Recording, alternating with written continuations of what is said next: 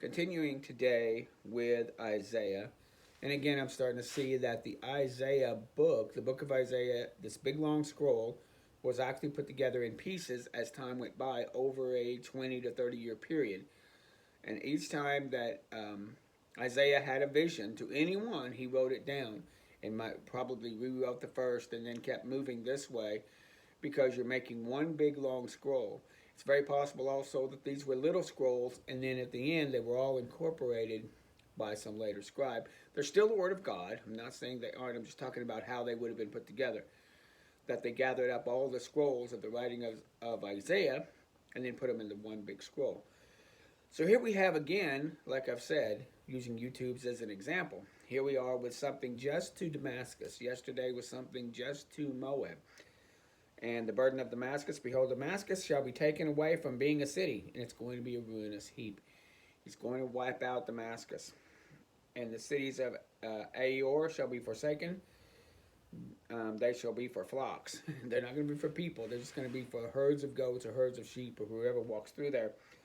The fortresses shall cease from Ephraim, and the kingdom from Damascus, and the remnant of Syria. So this is going to happen. The Assyrians come down, they'll take Syria, and they'll take the northern kingdom. And the day shall come to pass that the glory of Jacob shall be made thin, and the fatness of his flesh shall wax lean. What was big and mighty in the northern kingdom will now be lean.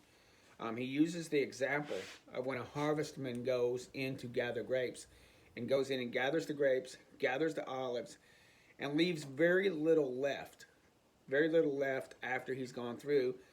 He mentions that. That's what that day is going to be like. When the Assyrians come through and gather and take away, they will leave just a little bit here and a little bit there. You're going to go from mighty to down. It says, in that day shall a man look to his maker, and his eyes shall have respect for the Holy One of Israel. What that means is, when you see this happen, you're going to have respect for me, because I'm forcing it, because I'm forcing you to see my wrath on you. You're going to have some respect. It's when the law really breaks down on someone and crushes them hard that they'll have respect. But that's not how God wanted it to be. And he shall not look to the altars, the work of his hands, neither have respect under the fingers that made them. In that day his strong cities shall be a forsaken brow, and in the upper branch which shall be left shall be desolation. It's just like pulling a tree down and taking away all the leaves. Because they have forgotten the God of thy salvation, and has not been mindful of the rock of thy strength.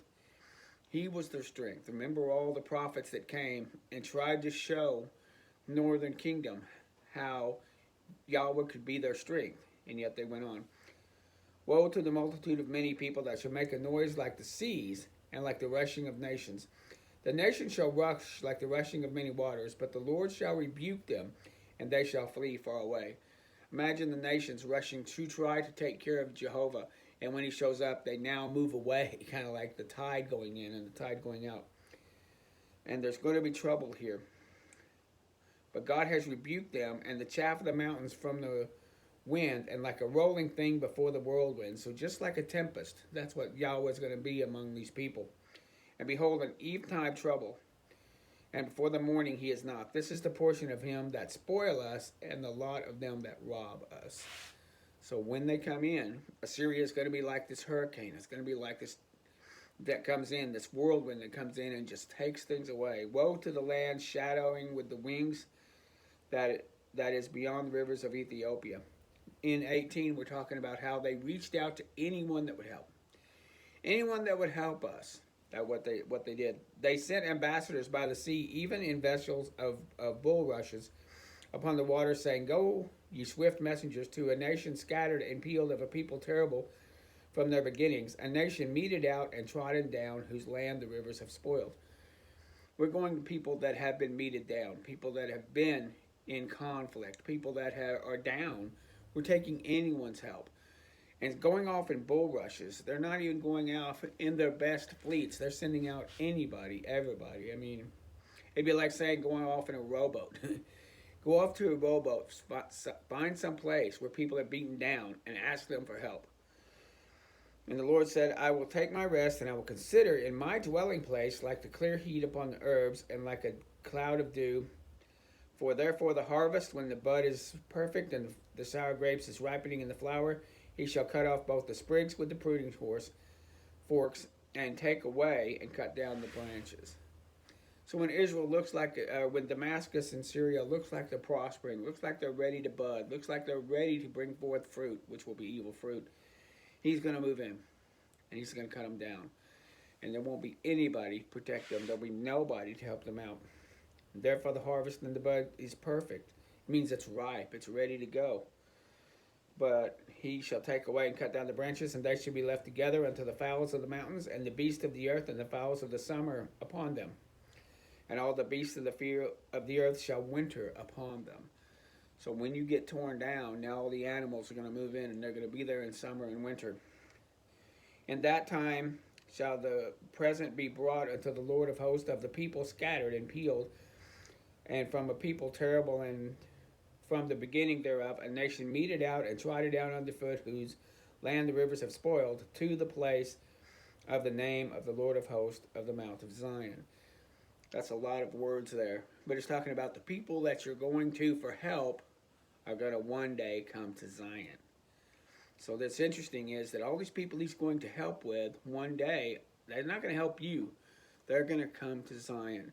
So everybody needs to come to Zion. That's what this is about. He's prophesying at a time when these lands are strong and they think they've got it in charge. They're pretty prosperous. They're doing good. They're doing well. God's going to break them down. And even when they reach out to other nations, those nations aren't going to help them. But one day, and remember that's prophesied in other prophecies, again leaning forward to Zechariah especially, that the nations will go to the Jews and say, can we go? We want to go to your mountain. We want to learn from your God. So even though these people, the people that have meted out and trodden down, the people that you're going to that are already meted out, they're already trodden down, they're not going to come and help you. They're going to come to Mount Zion. So this is God's love for the world, that he wants to take out the sin, take out these sinful nations, so that people can start coming to and seeing the glory of the God of Abraham, Isaac, and Jacob, who will be in Jerusalem, sitting on the throne, and Zion will be there. So we have this, again, going, the burden of Damascus. This is something Damascus is going to have to face. So I wanted to do a quick little video just to talk about Damascus. It's a little bitty YouTube, but it's very powerful for us to see how God deals with nations, not just with Israel and Syria, but the nations around them, and even using the other nations to say, you're not going to rely on them. One day, they're going to come to me. It's so cool.